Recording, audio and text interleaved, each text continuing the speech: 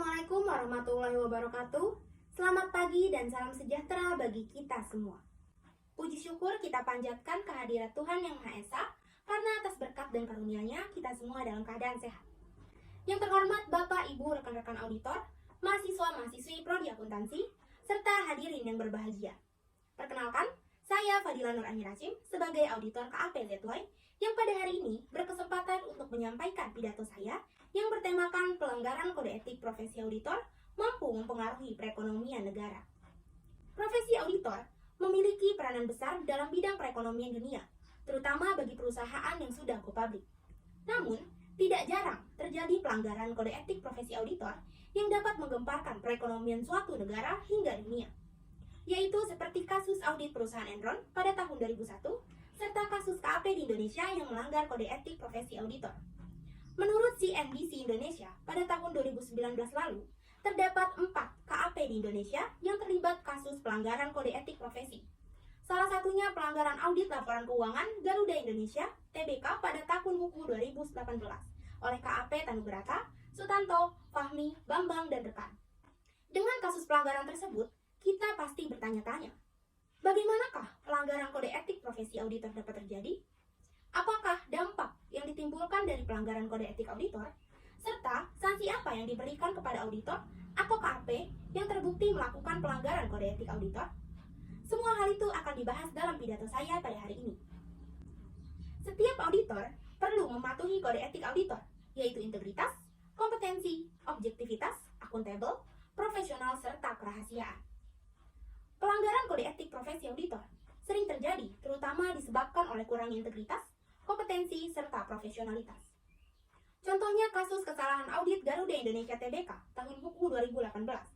Pada konferensi pers yang digelar bersama Otoritas Jasa Keuangan atau OJK pada 28 Juni 2019, Kementerian Keuangan mengumumkan ditemukan fakta bahwa Garuda Indonesia mengakui pendapatan terkait kerjasama yang dilakukan dengan PT Mahathir Aeroteknologi atas pembayaran yang diterima Garuda setelah penandatanganan perjanjian.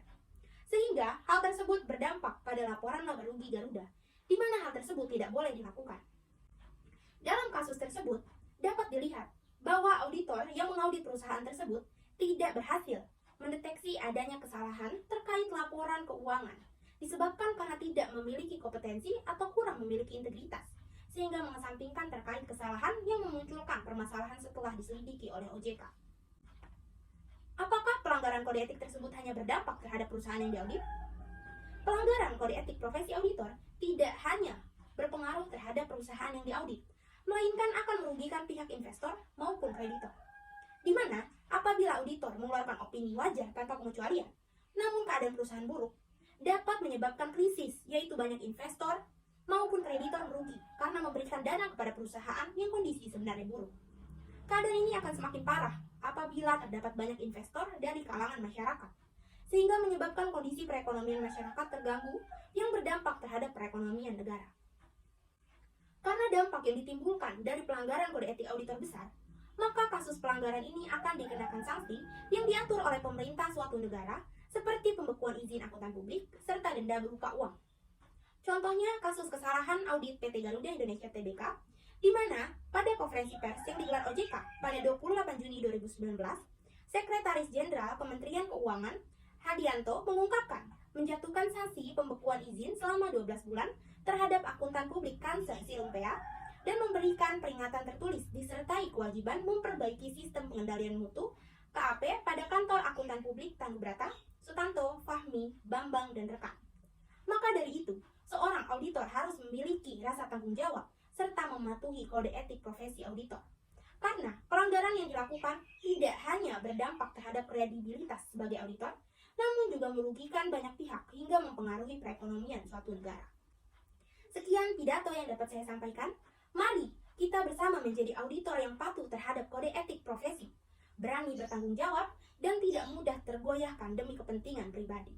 Karena William Faulkner pernah berkata, jangan pernah takut untuk mengangkat suara untuk kejujuran, kebenaran, dan belas kasihan terhadap ketidakadilan, kebohongan, serta keserakahan. Jika orang di seluruh dunia melakukannya, itu akan mengubah bumi.